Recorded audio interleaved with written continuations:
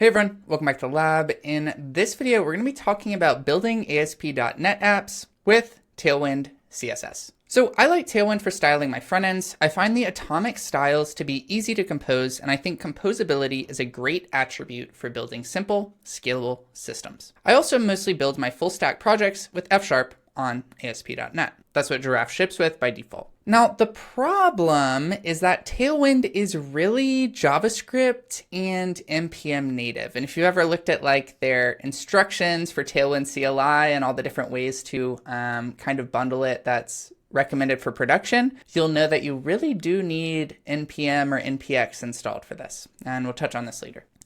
So combining Tailwind with other technologies is not as straightforward as you might hope. Like ideally, it would be as easy as like Pico CSS, where you just like include it and, you know, your script tag of your markup, and it just kind of loads in and everything's there.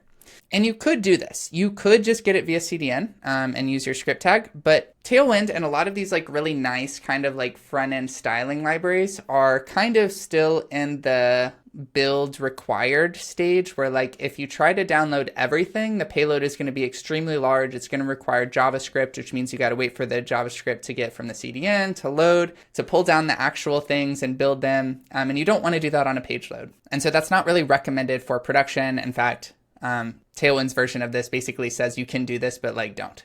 So how can we actually do this? Well, in this post, we're going to explore another option for using Tailwind with your ASP.NET app that is production ready so that you can use Tailwind in your own projects. Okay, so in this post, we're going to be exploring an example ASP.NET app that builds and serves an optimized Tailwind bundle. And this is one of the great things about Tailwind is, yes, it has its atomic styles, but you know, if you just did atomic styles, you'd have way too many combinations of things. And so you'd be serving like a ton of CSS that like you're actually not using, and the payload gets large and it kind of slows your page load down. It's not great for SEO, all sorts of bad things. But the way that Tailwind kind of leveraged the build system, and a lot of these front ends do it, is they kind of look at what parts are you actually using in your source code, and then it only bundles those. So we're able to get the nice things from the built atomic styles, but we're also able to only serve the parts of the styles that we're actually using so that it doesn't unduly slow down our app. So that's what we're going to be doing here with these two. And we're also going to be using Docker containers to handle built-in orchestration to output a container that's just ready to be run anywhere. So we're kind of moving all of this processing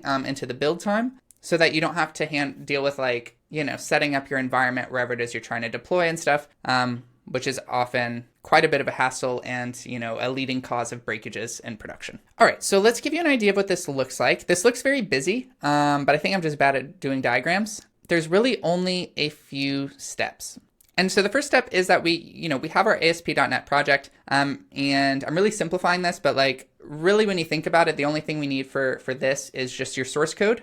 So your F# or your C# if you're using that, and then our Tailwind. And so this is going to be where like your CSS is, where your config is, things like that. And in Docker containers, we can basically have layers, which is how we can basically build Docker containers. And then by the time we're ready to publish something, we don't have to have all of our build dependencies together. And so that way we can kind of output a very optimized Docker container that's only as large as is required to actually run the thing, not to build it. And so we're going to utilize this here. And if you were just building like an ASP.NET project, basically you would have to have these steps anyway. And so you build your ASP.NET project using the .NET SDK, and then you publish that thing. And then what you would probably do is have another layer here that just has .NET, ASP.NET, which is what you need to actually run the server, but you wouldn't be able to build with it. But we already built, so we don't need that. So it's more optimized, and then that thing would just run. And so this makes the container startup much faster because it's not building, it's just running, and it's only using like a very minified Docker container. And so this is what these two are doing.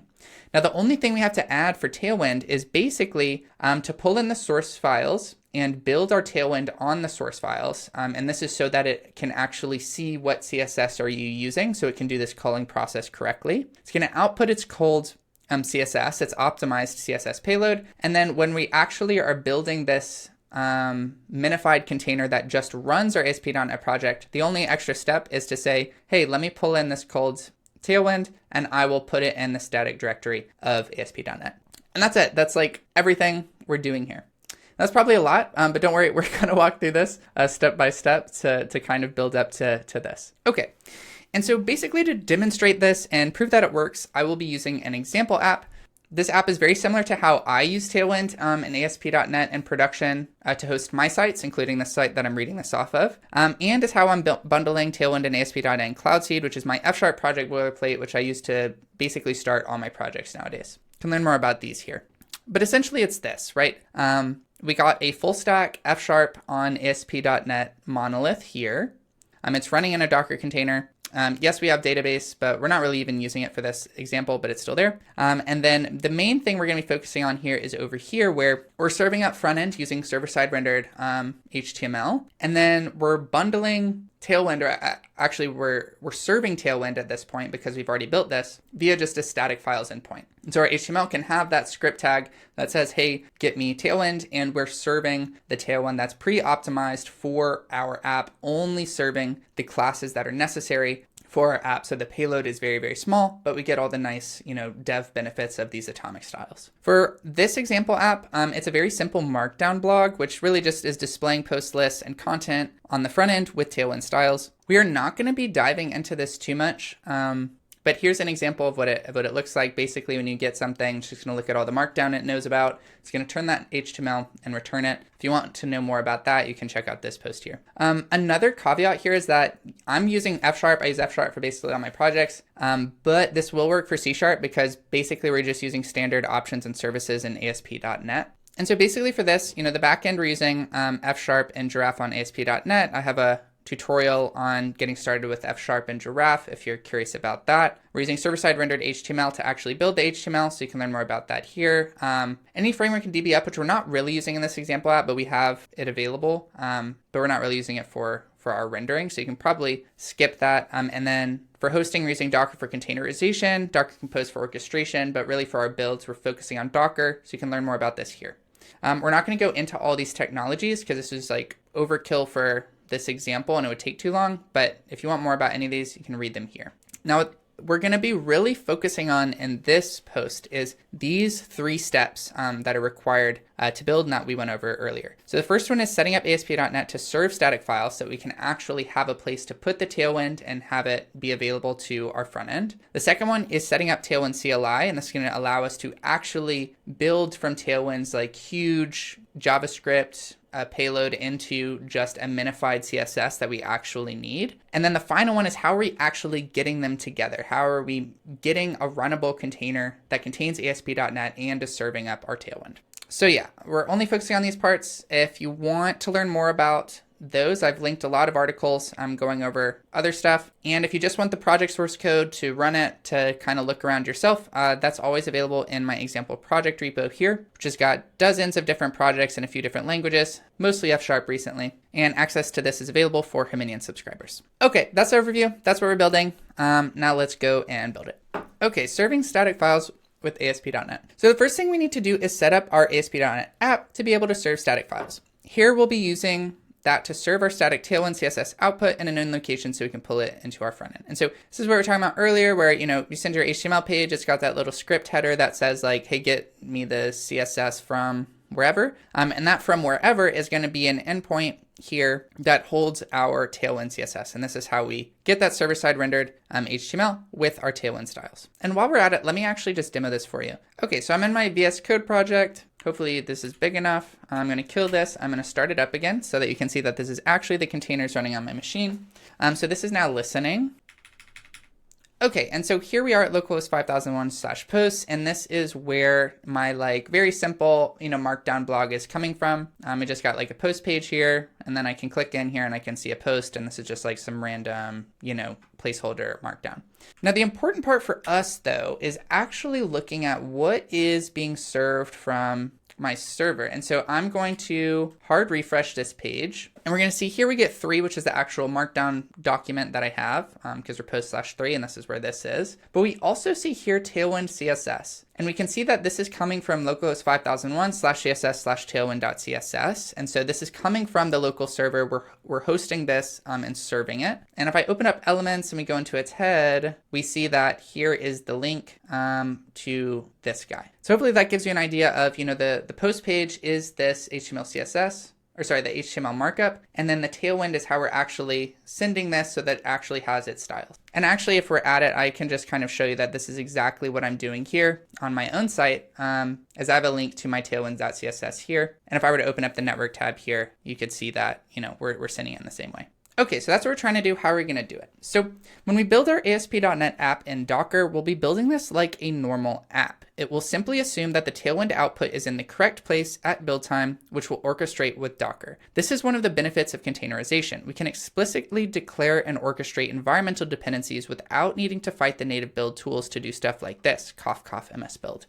And I feel like this is really the importance is removing this complexity to the left, removing it to dev time. So like if it works on your machine and we can bundle it from your machine and your project folder, then it will work anywhere. And that's what we want. We're not dealing with like weird Jenkins things or MS build things where like at runtime, it's expecting things to be in certain locations, but you had to do that by hand. We don't want that. That's what a lot of examples that are doing Tailwind and .NET on the internet are doing right now, but I don't like that. So that's why we're going the Docker route. So that once we build it on our machine, the image can go anywhere, run it anywhere, it just works. Okay, so here's the folder structure for my ASP.NET app. So I got source, and this is containing all my app source code. We got www.root, whereas the static files will go. And this is the ASP.NET default location. You can configure a different static folder, but I just figured this is the easiest for this example, and it works for me, so why not? And in particular, we're going to be using www.root/css, which means that, from our app URL, this will be available at /css/file, which I showed you in that example earlier. And then finally, we have Tailwind, which is an empty folder for now, which will contain the project needed to run Tailwind CLI. Tailwind CLI does have dependencies on Node, NPM, and stuff, which is annoying. But because we can kind of constrain it to just that folder in one build step, it's actually not too bad. Now, just to prove this to you, here I am in my VS Code folder, and we see source, which has all of my source files. See all in F# here. I do have a static folder, which is, I guess, like a little bit confusing, but really this is just holding my markdown. So it's like my static files. www.root here is where the CSS will go. Note that we don't have Tailwind CSS here in my project because this is something that gets created at build time. So it's a dynamic dependency. And then we have Tailwind here, which mine is not empty because I've already built everything, but we'll go over that later. Okay, the only important thing to call out here is that we're going to be using the iApplicationBuilder.useStaticFiles option from ASP.NET to set up www.root as a static file host. And so this should look familiar to you. Obviously, this is like F# specific, but if you're using C#, like all of this basically should be very, very familiar. And this is the one we're calling out here, which is allowing us to configure our www.root as a static file host. So anything you put in there will be served by default. And just to prove that, this is what I'm actually doing, I've got my standard main here. We got like our host, create default builder. We're doing all the, configure the web host defaults guys over here. And then here I've got my iApplication builder, and here's where we're adding, static files. We're using routing, we're using cores, stuff like that. All right, so we're going to assume that the orchestrated Tailwind file is located at www.root/css/tailwind.css, at least, at build time. I showed you it doesn't exist in the project at dev time. And thus we can access it via URL at /css/tailwind.css, which of course is this. And this means we can include it in our HTML like this, which I already showed you previously. So hopefully that's clear by now. Now on to building Tailwind for ASP.NET. So now that we have a folder in our ASP.NET app that will serve static files, we just got to get Tailwind built and in that folder. For the build part, we're going to be using Tailwind CLI, which is the recommended way to build Tailwind outside of the JS ecosystem. Again, you could always go buildless and use the CDN, but that will leave you with a very large payload filled with a bunch of CSS you don't actually use. By using Tailwind CLI, we get all the CSS culling and optimization that allows it to only output the CSS you actually use and ends with a payload that's actually reasonable for production.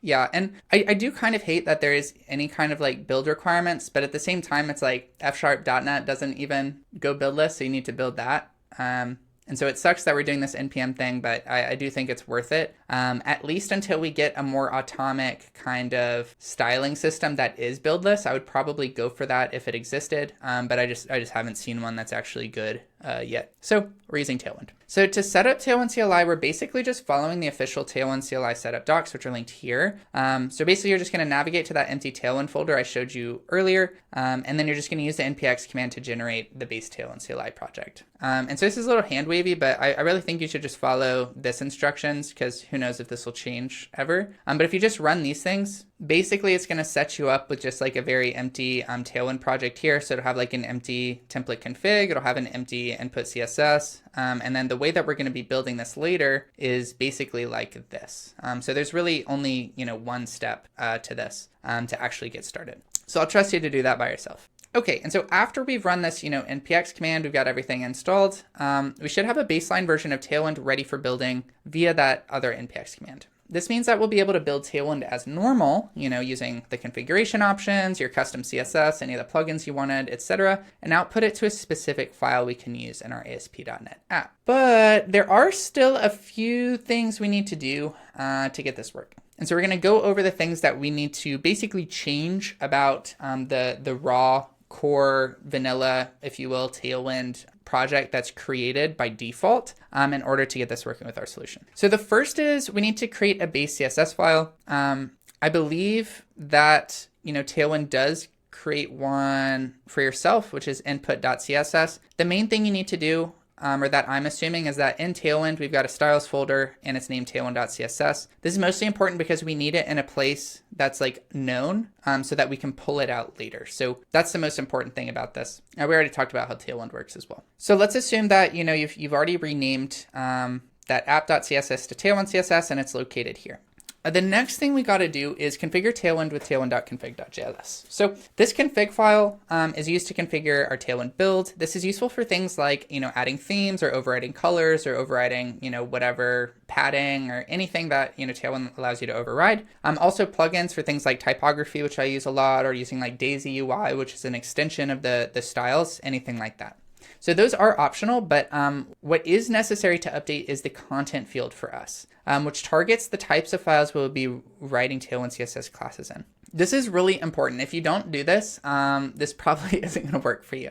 And if you get this wrong, Tailwind will act funky and it will look like your app's broken. And the reason is if you include too little files, so let's say you don't set up the correct regex to find the files that you're actually using Tailwind in, so you leave them out, then Tailwind can't know that you use certain classes, and therefore it won't output those classes and the resulting output CSS, and therefore those classes will not work, and therefore when you use the styles or assume the styles will work, they won't, and your app will look broken. So you don't want that. The flip side is if you include too many files. So you just include all the files in your directory, especially things like dependencies. So like this would be like the node modules from JS land for us, and .NET land will be like bin or obj, even .get, If you do this, Tailwind is going to take a really long time to build because it's going to be parsing all these unnecessary files that have no, usefulness at all. And when I did this and I was including my bin and obj, it was taking like 30+ seconds to run, which is like way too long. So also don't do this. And so here's an example of getting it like, kind of right and narrowed. So in my app, I'm building front end with HTML string templates in F#. So all of my markup and CSS classes will be declared in .fs files. That's how you declare F# files. So that's all I need. But I expect a lot of people reading this will be building with C# and or HTML templates. So here we're tagging F# files, HTML files, CSS HTML files, and then I guess if you wanted C# files, you'd probably do .cs as well. But I don't think this pattern of writing HTML directly in your code is that common, and at least in C# world. And so yeah, if you are writing markup or declaring Tailwind CSS classes in any other kinds of files, you will need to add them. So like, I don't know, if React, you're using like bundled React or bundled Svelte or something, include those file endings here so that Tailwind knows to look at them. And so here is my config for completion. This is where we're saying I only want to look in source because this is where my source is located. This is, where it's located when I pull it into the Docker container where we'll be building this. So this means that we're not targeting the bin or the obj. It's not parsing a bunch of files that like aren't necessary for it. And then here's where I'm saying, hey, look only at the files that end with fs, HTML, CSS, HTML. And so this is where you would, swap out for the files that you're actually using. This is totally optional. I just always have a few plugins that I include in my Tailwind because I like it, but like you don't need this if you don't want to. I like the typography for my formatting Markdown. I'm in Daisy UI for kind of the defaults on a lot of things like a button, for instance. But you can just remove these if you don't want. All right, combining Tailwind and ASP.NET with Docker. All right, so now we've got the basic ASP.NET app setup with the ability to serve static files from www.root and then we'll be putting our things in /CSS. We've got a simple Tailwind project, like, the smallest, simplest version of Tailwind that you can get. Obviously a lot of dependencies, but that's just the simplest you can get, to include all the Tailwind classes we use and files ending with these in the output Tailwind CSS that it creates. And so here's that pipeline again, so you can reference it. And now we're going to actually orchestrate all these steps with Docker. And I will show you the Docker file in a second. So we're starting here with the build Tailwind. So it's going to create a layer with Node. Basically in Docker, all layers start with, a base image. It's going to copy the Tailwind project into it, and then it's going to npm install it so that has all its dependencies to run. And you'll notice that this is a very common pattern in Docker. You will copy the thing, you'll install the dependencies, and then after that, you're going to go do stuff. And this means that Docker has like really good caching with a bunch of like very granular steps being cached. And so you want this installation to happen before, because basically if the project didn't change, especially the dependency part, it shouldn't need to reinstall. And so this is how you can make your cache Docker builds way, way faster. So we'll see this a lot later. Just wanted to call that out. After that's done, we're going to copy the app source code into the container, and then we're going to run the npx command from Tailwind CLI on the base CSS that's inside of our Tailwind project, and then we're going to output it here. I'm calling this out because, again, we want to specifically know where we're outputting it so we can use it later. And this does mean that we'll cache this always, and then if anything were to change in our ASP.NET folder, we're rerunning Tailwind anyway, and so we'll be able to catch any new classes or anything that you were to add. So that's good. All right, so that's this step, and the output is that tailwind.out that I showed you, or .out/tailwind here. That's this part. All right, the next part is the build ASP.NET. So, we're getting our source code in, and we want our ASP.NET project out in build. And so here we're going to create a layer with .NET SDK, which is needed to actually do the builds. We're going to copy our FS proj and then .NET restore to get dependencies. And again, this is that same kind of pattern here where we're saying what dependencies do we need, let's install them, and therefore in the future if fsproj doesn't change, we don't need to install the dependencies again. We already got it cached. Once we've got those involved, we're going to copy the rest of our code in, and then we're going to publish it, and this will give us a pre-built thing with all its dependencies. And so this is where we get this published ASP.NET. Okay, so obviously the next part is we're trying to create a new container layer here, which is just everything we need to run ASP.NET, nothing we don't. And so this is where we're actually orchestrating ASP.NET and Tailwind together. So we're creating a new layer with .NET ASP.NET. We are copying ASP.NET build in there. And then we are going to copy the output Tailwind that we put here into the static folder here. And this is how we're actually going to get it into that static folder so it can be served. Finally, we run the ASP.NET app. And so here's the Docker file doing all of those steps. So for Tailwind, we're creating from the base node layer, we're installing everything we need, and then we're copying in our ASP.NET project and running this on it. And remember, it knows to look in ./source because in the Tailwind config, we configured that. The next step is building .NET. So we got our .NET SDK as the base layer. We're exposing 80. Actually, I don't think we need these. We are copying the CS proj and restoring, FS proj, and then we are actually publishing our app. I really got to clean this up. And then finally here is where we're putting it all together. So we are doing a base layer of ASP.NET, and then we're saying, hey, go get from our build, so this one where we actually built, and copy that in here, and then go to our styles where we built Tailwind and go get that Tailwind output and put it in here in our www root. Finally, we have our entry point, and this is how I actually run it. So yeah, that's it. You should now be able to build an ASP.NET app using Tailwind for styling, all orchestrated via Docker containers and not MS Build. So if you like this post, you might also build a simple markdown blog with F# draft to see how I build this site and understand more about how this example app was built. I've been playing a lot with kind of server-side rendering with F#, so you might be interested in simple interactive islands with F# and HTMX to kind of see what's possible with this new paradigm. And finally, if you just want to get started with the full stack F# app in 10 minutes, and you can check out my Cloud Seed Quick Start to learn more about that. That's it for this video. Thanks for watching, and I'll see you in the next one.